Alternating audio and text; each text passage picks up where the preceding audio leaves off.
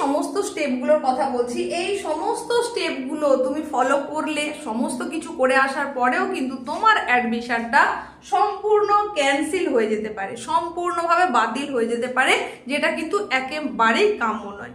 তাহলে কোন ভুলটা তোমাকে একেবারে করলে চলবে না সেটা তো বুঝে নিতেই হবে, আর টোটাল যে পদ্ধতিটা রয়েছে সেই পদ্ধতিটাও বুঝে নিতে হবে, কারণ এই পদ্ধতি তোমাদের কাছে একেবারেই নতুন, একেবারেই আনকরা। তাই সমস্ত ব্যাপারটা বুঝে নাও। এই 2026-এ তুমি যদি WBCAPর আওতায় কলেজ অ্যাডমিশন নিতে চাও তাহলে ঠিক কি পদ্ধতি রয়েছে, স্টেপ বাই স্টেপ সম্পূর্ণটা তোমাকে জানিয়ে দিচ্ছি, A to Z গাইডলাইন এটা। তাই তোমার জন্য কিন্তু অ্যাডমিশনের ফর্ম ফিল আপ থেকে শুরু করে অ্যাডমিশন নিয়ে কলেজের ফার্স্ট দিনে ক্লাস করা পর্যন্ত যে ব্যাপারটা থাকছে সেটা একেবারে স্মুথ হয়ে যাবে। তাই অবশ্যই মনোযোগ সহকারে দেখে নাও। আর যদি তোমার এটা ইনফরমেটিভ মনে হয়, ভালো লেগে থাকে, তোমার বন্ধুদের মধ্যে কিন্তু শেয়ার করতে একেবারেই ভুলবে না, কারণ তাদেরও এটা অনেক কাজে আসবে, সাহায্য হবে। তোমার মতন তারাও কিন্তু বিভ্রান্ত হয়ে রয়েছে ঠিক কি পদ্ধতি রয়েছে সেটা জানার জন্য। তাই অবশ্যই একটু শেয়ার করে দাও। চলো এখন দেখে নাও প্রত্যেকটা স্টেপ কি রয়েছে। দেখো, এই 2026-এ তোমরা যে কলেজ অ্যাডমিশন নিতে চলেছো তার জন্য যে ফর্ম ফিল আপ করতে হবে, সেই ফর্ম ফিল আপের জন্য যে পদ্ধতিটা, সেই পদ্ধতিটা হচ্ছে সম্পূর্ণ অনলাইন পদ্ধতি। আমাদের সময়তে একরকম পদ্ধতি ছিল, একরকম প্রসেস ছিল, আমাদেরকে ফিজিক্যালি কলেজে গিয়ে সেখানে ফর্ম তুলে ফর্ম ফিল আপ করতে হতো উইথ ফিজ। হ্যাঁ, তার জন্য কিন্তু টাকা লাগতো, এই ফর্মটার জন্য টাকা লাগতো। তো তোমাদের জন্য এরকম কোনো ব্যাপার নেই, তোমাদেরকে কোনো রকম ফিজ ভরতে হবে না ফর্ম ফিল আপের জন্য। একদম অ্যাডমিশনের সময় তোমার টাকা দিতে হচ্ছে। ফর্ম ফিল আপ তুমি একেবারে ফ্রি অফ কস্টে করতে পারবে, আর সম্পূর্ণ পদ্ধতিটা হবে অনলাইনে। এই যে অনলাইনে ভর্তি প্রক্রিয়াটা, তার জন্য সরকারি তরফ থেকে যে সময়টা অ্যানাউন্স করে দেওয়া হয়েছে সেটা হচ্ছে কি, দেখো আমি এখানে দেখিয়েছি, 18ই মে থেকে শুরু হচ্ছে এবং চলবে কত পর্যন্ত, 1 জুন পর্যন্ত এই ভর্তির প্রক্রিয়ার যে ফর্ম ফিল আপ সেটা কিন্তু চলতে থাকবে। সেটা এবার কোথায় গিয়ে হবে, তার জন্য এই হচ্ছে সেই পোর্টাল wbcap.gov.in। এই পোর্টাল ভিজিট করতে হবে এবং এত তারিখ থেকে এই তারিখের মধ্যে কিন্তু ফর্ম ফিল আপ করা যাবে। তোমরা যদি এই পোর্টালে এখন ভিজিট করো তাহলে দেখবে তোমাদের জন্য একটা ওয়েলকাম নোট রয়েছে, যেখানে তোমাদেরকে কনগ্রাচুলেশন জানানো হয়েছে। মানে কি, তোমরা উচ্চ মাধ্যমিক উত্তীর্ণ হয়েছো, তাই কলেজ অ্যাডমিশনের জন্যই ওখানে প্রবেশ করেছো, ওই সাইটটায় ঢুকেছো, সেই কারণে তোমাদেরকে কিন্তু কনগ্রাচুলেশন জানানো হচ্ছে। এবং ওখানে ওই ডেটটা কিন্তু তুমি লক্ষ্য করতে পারবে। তাহলে 18/5/2026 অর্থাৎ সোমবার দিন থেকে একদম সন্ধ্যে থেকে কিন্তু এটা লাইভ হয়ে যাবে এবং ফর্ম ফিল আপের পদ্ধতিটা শুরু হয়ে যাবে। এবার এই ফর্ম ফিল আপ থেকে একেবারে অ্যাডমিশন নিয়ে নতুন ক্লাসে ভর্তি হয়ে যাওয়া পর্যন্ত, মানে ক্লাসের শুরু করে দেওয়া পর্যন্ত যে পদ্ধতিটা রয়েছে সেটার জন্য কতগুলো স্টেপ রয়েছে। প্রত্যেকটা স্টেপ আমি তোমাদেরকে যতটা ইজি করে বোঝানো সম্ভব বোঝানোর চেষ্টা করছি। তারপরেও যদি তোমাদের মধ্যে কোনো প্রশ্ন এসে থাকে তাহলে কমেন্ট সেকশন খোলাই আছে, অবশ্যই তুমি সেখানে জানতে চাইতে পারো। দেখে নাও একদম যে স্টেপগুলো রয়েছে সেখানে আমি তোমাদেরকে পরপর ভাগ করে দেখিয়েছি। প্রথম স্টেপ রয়েছে form fill up. Form fill আপের পরে আছে মেরিট লিস্ট অ্যানাউন্স, তারপরে আছে অ্যাডমিশন, তারপরে আছে ডকুমেন্ট ভেরিফিকেশন। এইবার কোনটায় কোন স্টেপে কি হয় সেটা বুঝে নাও। প্রথম যেটা দিয়েছি সেটা হচ্ছে ফর্ম ফিল আপের স্টেপ। এই স্টেপটা হচ্ছে দুটো ফেজে হয়, একটা হচ্ছে ফেজ 1 আর একটা ফেজ 2। ফেজ 1 এর যা নিয়ম ফেজ 2 এর জন্য কিন্তু একই নিয়ম রয়েছে। তো তোমরা যে কোনো একটা ধরে নিতে পারো, যেহেতু প্রথমবার তোমরা ফর্ম ফিল আপ করবে তাহলে সেটা ফেজ 1 এর জন্যই হচ্ছে। তো সেখানে কি করতে হবে, ফর্ম ফিল আপের জন্য তোমাকে প্রথমেই যেটা করতে হবে সেটা হচ্ছে তোমার নামটা রেজিস্টার করতে হবে, অর্থাৎ রেজিস্ট্রেশনের কাজটা কমপ্লিট করে নিতে হবে। তাহলে রেজিস্ট্রেশন কমপ্লিট হয়ে গেল, এর পরে কি করতে হবে, রেজিস্ট্রেশন কমপ্লিট হয়ে যাওয়ার পর তোমার ডিটেলস দিতে হবে। সেটা হতে পারে তোমার একাডেমিক ডিটেলস, হতে পারে তোমার নিজস্ব যে ডিটেলসটা রয়েছে, আদার্স যে সমস্ত ডিটেলস রয়েছে, ডকুমেন্ট ডিটেলস, সেটা দিতে হবে। তাহলে এই স্টুডেন্ট ডিটেলসের ক্ষেত্রে আমি কি বললাম, তোমার যা সমস্ত কিছু বলতে সেখানে মাধ্যমিকের মার্কশিট দিতে হচ্ছে, অ্যাডমিট দিতে হচ্ছে, অ্যাডমিটটা অতি অবশ্যই দিতে হচ্ছে, আর মার্কশিটও দিতে হচ্ছে। এইচএস এর মার্কশিট দিতে হচ্ছে, রেজিস্ট্রেশন কোথাও কোথাও লাগে কোথাও কোথাও লাগে না, সেটা দিতে হচ্ছে।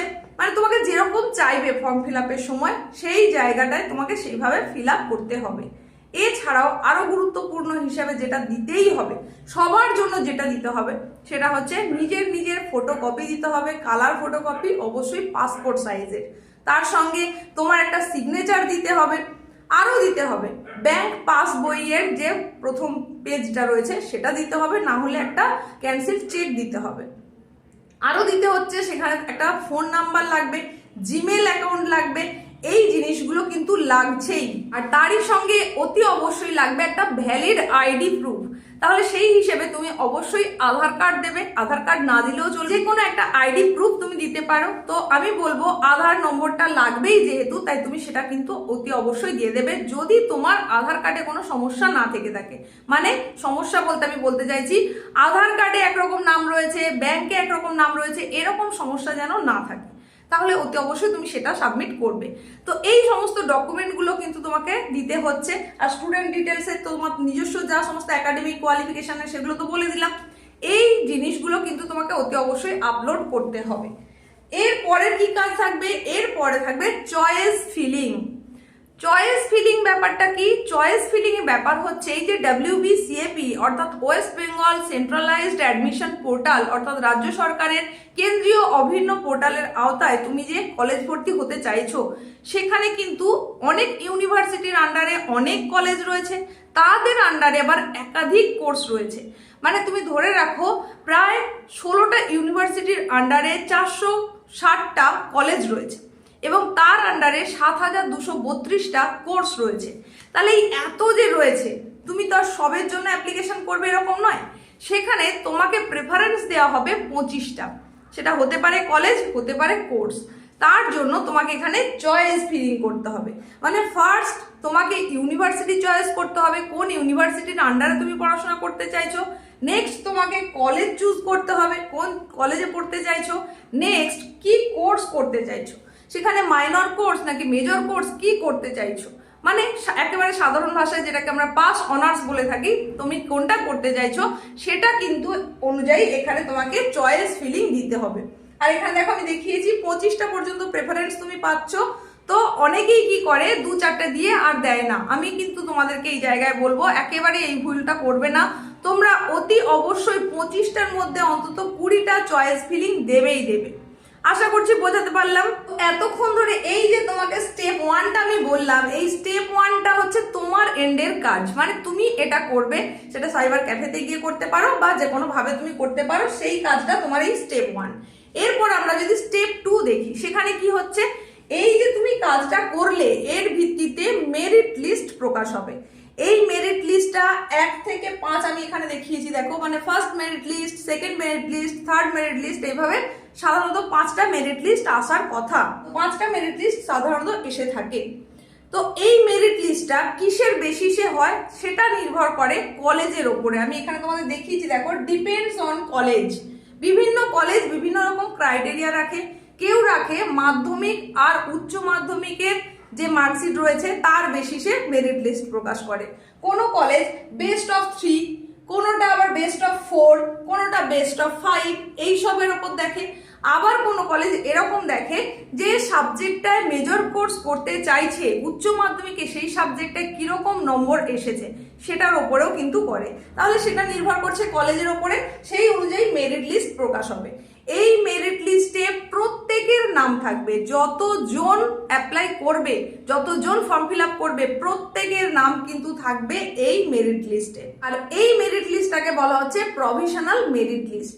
তার বেসিসে আরো একটা লিস্ট আসবে যেটাকে বলা হচ্ছে ফাইনাল মেরিট লিস্ট। মানে তোমরা এখানে চয়েস ফিলিং করেছো, তোমরা নিজেদের পছন্দ সেখানে ফিল করেছো, সেই অনুযায়ী একটা ফাইনাল মেরিট লিস্ট আসবে যে তুমি কোন মেরিট লিস্টের কোন জায়গায় সেটা পাচ্ছ কি পাচ্ছ না, তোমার চয়েসে কলেজ বা কোর্স তুমি পেলে কিনা সেটা আসবে কিন্তু ওই ফাইনাল মেরিট লিস্টে। তো ফাইনাল লিস্ট এসে যাওয়ার পরের কাজ হবে কি, সেটাই হচ্ছে স্টেপ 3। এটা আবার তোমার এন্ডের কাজ। তাহলে ফার্স্ট স্টেপে আমরা যেটা বলেছিলাম এটা তোমার কাজ ছিল, সেকেন্ড স্টেপে যেটা এটা কলেজের কাজ, এরপরে অ্যাডমিশন এটা কিন্তু তোমার দিকের কাজ হবে। এবার এই জায়গাটা একটু ভালো করে বুঝে নাও। দেখো, অ্যাডমিশনে আমি কি দিয়েছি যে final merit list number 1, provisional merit লিস্টের নিরিখে ফাইনাল মেরিট লিস্ট এসে গেছে, প্রথম 1 নম্বর লিস্ট বেরিয়েছে। সেই 1 নম্বর লিস্টে যদি তোমার চয়েস এসে যায়, যদি তোমার পছন্দের কলেজ বা কোর্স এসে যায়, তাহলে কিন্তু তোমাকে অতি অবশ্যই সিট বুকিং করতে হবেই হবে। সিট বুকিং করবে কিভাবে? With payment. দেখো আমি এখানে দেখিয়েছি, সেখানে তোমাকে পেমেন্ট করতে হবে, সেই কোর্সের জন্য সেই কলেজের কত ফিজ রাখা হয়েছে সেটা দিয়ে তোমাকে সিট বুকিং করে রাখতে হবে। অতি অবশ্যই এটা করতেই হবে। এই সিট বুকিং করার পরে তুমি সুযোগ পাবে। তোমার হয়তো মনে হলো যে এটা নয়, ওই কলেজটা হলে ভালো হতো বা কিছু, সেখানে তোমাকে আপগ্রেডেশনের সুযোগ দেওয়া হবে। এবার আপগ্রেডেশনের জন্য দুটো অপশন দেওয়া থাকবে, ইয়েস, নো। তোমার এই যে লিস্টে প্রথম যে 1 নম্বর লিস্ট এলো, সেখানে যে জায়গায় নাম এসেছে সেটাতে তুমি যদি সন্তুষ্ট থাকো তাহলে আপগ্রেডেশন তুমি নো করে দেবে। যদি তোমার মনে হয় না এটা নয়, আমি আরেকটু ভালো কিছু চাই, তাহলে তোমাকে করতে হবে আপগ্রেডেশন ইয়েস। তো এই আপগ্রেডেশনের ব্যাপারটা আসবে পরে। প্রথম তোমাকে যেটা করতে হবে সেটা হচ্ছে সিট বুকিং করতে হবে, করতেই হবে। যদি তুমি না করো তাহলে কি হবে? তাহলে এই যে প্রথম ফেজে যে ব্যাপারটা চলছিল, এখান থেকে তুমি টোটাল ছিটকে চলে গেলে সেখানে এসে যাবে মপ আপ রাউন্ড। এই মপ আপ রাউন্ডের জন্য তোমাকে তখন অপেক্ষা করতে হবে। আশা করছি বোঝাতে পারলাম। এই মপ আপ রাউন্ডে গিয়ে কি হয়? মপ আপ রাউন্ডটা কি? মপ আপ রাউন্ডে হচ্ছে প্রথমে যারা ফর্ম ফিল আপ করলো না তারা মপ আপ রাউন্ডের সুযোগ পাবে, ফর্ম ফিল আপ করার পরেও সিট বুকিং করেনি তারা সুযোগ পাবে, বা নাম্বার কম এসেছিল তার জন্য করতে পারেনি তারা কিন্তু এই মপ আপ রাউন্ডে সুযোগ পাবে। আশা করছি বোঝাতে পেরেছি। এবার এই ফার্স্ট ফেজে যদি তুমি শুরুতেই ভর্তির জন্য ফর্ম ফিল আপটা করছো, সুতরাং সিট বুকিংটা তোমাকে অতি অবশ্যই করতে হবে। তারপরে তোমার আপগ্রেডেশনের ব্যাপারটা আসছে, তুমি চাইলে করতে পারো, না চাইলে নাও করতে পারো। নেক্সট একদম লাস্ট যে স্টেপটা রয়েছে সেটা হচ্ছে ডকুমেন্ট ভেরিফিকেশন। এই ডকুমেন্ট ভেরিফিকেশনটা কি? সেটা হচ্ছে বিভিন্ন কলেজ বিভিন্ন রকম ডেট দেয়, সবার একরকম হয় না। সেই ডেট অনুযায়ী, মানে তুমি যে কলেজে অ্যাডমিশন নিতে চাচ্ছ তাদের যে ডেট সেই অনুযায়ী তোমাকে তোমার সমস্ত ডকুমেন্টস নিয়ে ফিজিক্যালি কলেজে উপস্থিত থাকতে হবে। কোন কোন ডকুমেন্টস? যে যে ডকুমেন্টসগুলো তুমি ফর্ম ফিল আপের সময় আপলোড করেছিলে এবং তারপরেও যদি আরও কিছু থেকে থাকে তাহলে সেগুলোও কিন্তু তোমাকে দিতে হচ্ছে। সেইগুলো দিয়ে তোমাকে ভেরিফিকেশনটা করতে হবে। এইবার এখানে তোমাদেরকে একটু আমি সতর্ক করে রাখি, ধরো তুমি কোনো একটা সাবজেক্টে যে নাম্বার পেয়েছো ফর্ম ফিল আপের সময় সেখানে আরও বেশি নাম্বার দিয়ে তুমি দেখিয়ে দিলে, ভেরিফিকেশনের সময় দেখা যাচ্ছে আদেও তার মধ্যে কোনো মিল নেই, তোমার ডকুমেন্টসের নাম্বারের সঙ্গে ফর্ম ফিল আপে যেটা তুমি দেখিয়েছো তার সঙ্গে কোনো মিল নেই। তাহলে এক্ষেত্রে কি হবে? টোটাল অ্যাডমিশন প্রসেসটাই তোমার ক্যান্সেল হয়ে গেল, তুমি ওখান থেকে বেরিয়ে গেলে। তোমার এই যে টোটাল এত কিছু করে এলে এখানে কিন্তু আর তোমাকে জায়গা দেওয়া হবে না ভুল তথ্য দেওয়ার কারণে। সুতরাং ফর্ম ফিল আপের সময় বি অ্যালার্ট, তুমি যা যা তথ্য দিচ্ছ সমস্তটা যেন সঠিক তথ্য হয়। 1 নম্বর বেশি কম কোনো কিছুই যেন না হয়, সঠিক তথ্য দেবে এবং যখন ভেরিফিকেশন হবে সেখানে কোথাও মিসম্যাচ হবে না, ইজিলি তোমার কিন্তু অ্যাডমিশনটা হয়ে যাবে। এইবার এই অ্যাডমিশনের সময় যদি তোমার মনে মানে এই ফিজিক্যাল ভেরিফিকেশন যেটা বলছি এটা আবার কোনো কোনো কলেজে কিন্তু অনলাইন ভেরিফিকেশনও করে নেয়, সেটা কলেজের ওপর ডিপেন্ড করছে। আর যদি তোমাকে ফিজিক্যালি যেতে হয় তাহলে সেই অনুযায়ী তোমাকে যেতে হচ্ছে। তো যাই হোক না কেন, ডকুমেন্টস যেগুলো তুমি দেবে সেটা অবশ্যই সঠিক দেবে, এটা হচ্ছে কথা।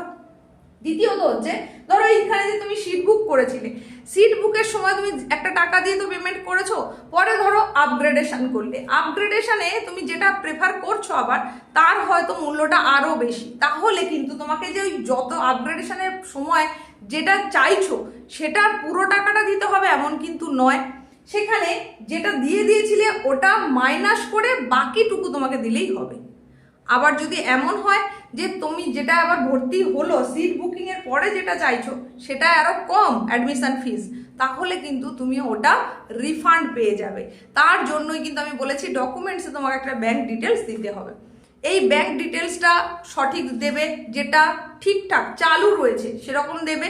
আর ফোন নাম্বারটাও এমন একটা দেবে যে ফোন নাম্বারটা সচল এবং তুমি সাধারণত সেটা অ্যাটেন্ড করবে, তাহলে খুব ভালো হয়। সেই ব্যাপারটা লক্ষ্য রাখবে। জিমেল অ্যাকাউন্টটাও কিন্তু খুব খুব গুরুত্বপূর্ণ, তাই বুঝে সুঝে কিন্তু তোমরা অবশ্যই অ্যাপ্লিকেশন করবে।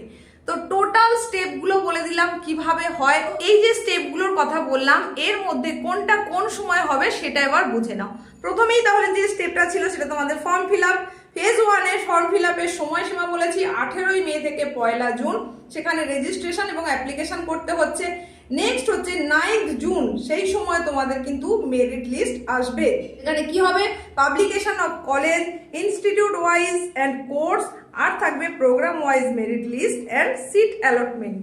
এরপরেই মানে এই দিন থেকেই কিন্তু অ্যাডমিশন প্রসেস শুরু হয়ে যাচ্ছে, সেটা হবে 9 জুন থেকে 15ই জুন পর্যন্ত। এই দিনের মধ্যে তোমাকে অ্যাডমিশন হয়ে যেতে হবে। এরপরে থাকবে আপগ্রেডেশনের সুযোগ, তা সেটার ডেট হচ্ছে 20 জুন। আর তারপরে এই 20 জুন থেকেই কিন্তু আপগ্রেডেশন অনুযায়ী আবার অ্যাডমিশন শুরু হয়ে যাবে, চলবে 23 জুন পর্যন্ত। 27 জুন এটা সাধারণত ডেটটা দেওয়া হয়েছে physically verification of admitted candidates at the institution level except, এবার এখানে দেখো একটা ডেট দেওয়া আছে কারণ সেটা হচ্ছে সানডে পড়ে গেছে। এরপরে 6 জুলাই থেকে তোমাদের নতুন ক্লাস শুরু হয়ে যাচ্ছে। কলেজের প্রথম যে ক্লাস শুরু হচ্ছে সেটা হচ্ছে 2026-এর 6 জুলাই। তো এই টোটাল প্রসেসটা তোমাদেরকে যতটা সহজ করে বলা সম্ভব, বোঝানো সম্ভব বুঝিয়ে দিলাম। কেমন লাগলো সেটা অবশ্যই জানাবে, কতটা বুঝতে পেরেছো সেটাও জানাবে। আর ভালো লাগলে কিন্তু লাইক করতে একদম ভুলবে না, হাই পয়েন্ট এসে গেলে সেটাও অতি অবশ্যই দিয়ে দেবে। এই সম্পর্কিত তোমার কোনো প্রশ্ন থেকে থাকলে সেটাও তুমি জানাতে পারো। দেখা হচ্ছে এরকমই গুরুত্বপূর্ণ নেক্সট উপস্থাপনায়।